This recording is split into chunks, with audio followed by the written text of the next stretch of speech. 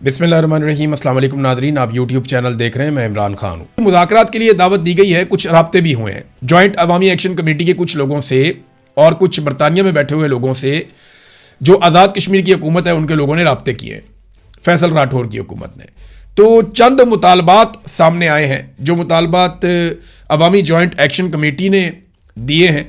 और ये मुतालबात मैं आपको बता देता हूँ, इसमें एक स्टेटमेंट ही काफ़ी है। इसमें जो स्टेटमेंट है वो सरदार उमर नज़ीर कश्मीरी का है, जिन्हें गोलियां लगी हैं। वो ज़ख्मी होने के बावजूद आए और उन्होंने आकर अपने लोगों से खिताब भी किया।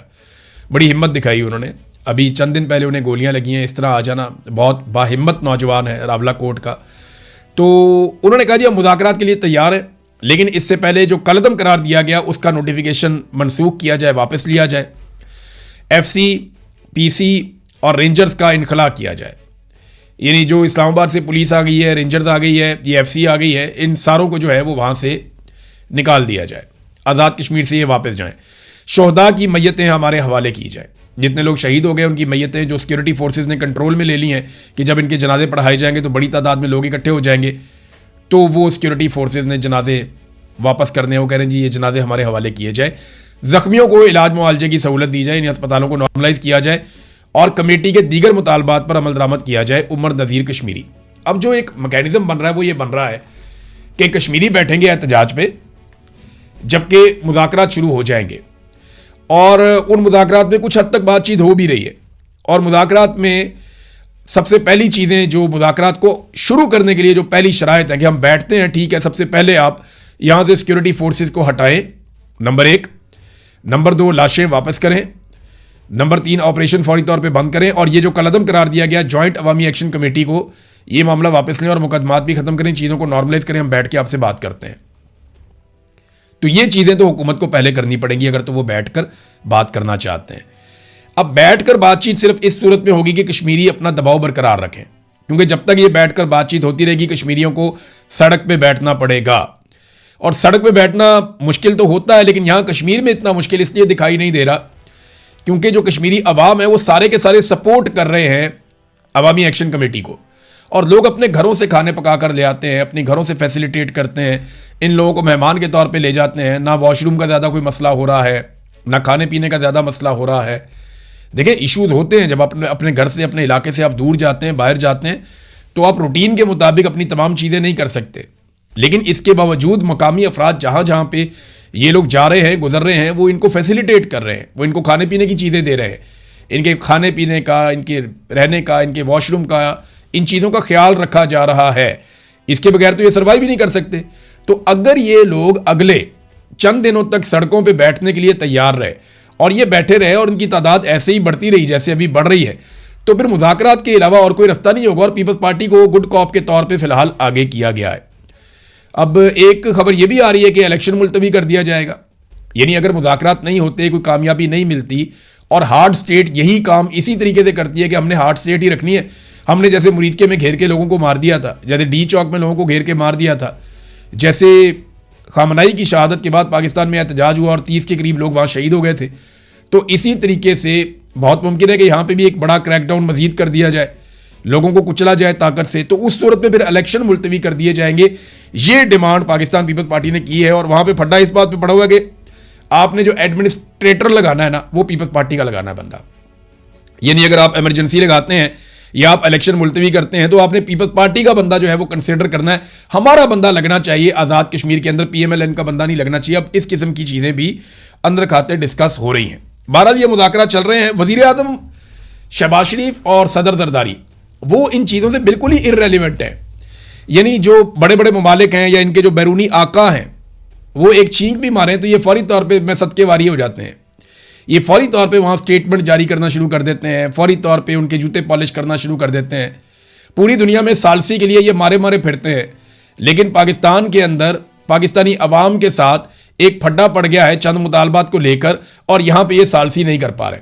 यानी दुनिया के मामला हम हल करवाएंगे, दुनिया के हर मामले के अंदर हम जाके घुसेंगे और हम जाके वहां कहेंगे जनाब हम सालसी के लिए आ गए हैं, आप हमारे ऊपर रख के अपने जो भी आपने बयान देने आप दें, हम हर चीज़ अब्जॉर्व कर देंगे। तो दुनिया में जाएंगे हम ये करेंगे, लेकिन पाकिस्तान के अंदर अपने लोगों से बातचीत के लिए किसी किस्म की गुंजाइश नहीं है। यहाँ पे अक्कड़ है और बात सिर्फ एक ही है ना, वो अकड़ भी सिर्फ इसलिए है कि ज़ाती मफाद है, मफाद कोई छोड़ना नहीं चाहता, दिहाड़ियाँ बहुत बड़ी हैं।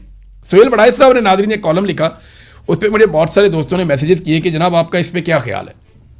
वड़ाइच साहब ने कहा कि यार ये वाली कंपनी भी नहीं चलेगी, ये नहीं शहबाज शरीफ वगैरह की हुकूमत पर उन्होंने टका के तनकीद की, दबाव, ये सिर्फ दबाव डाला और कुछ भी नहीं है।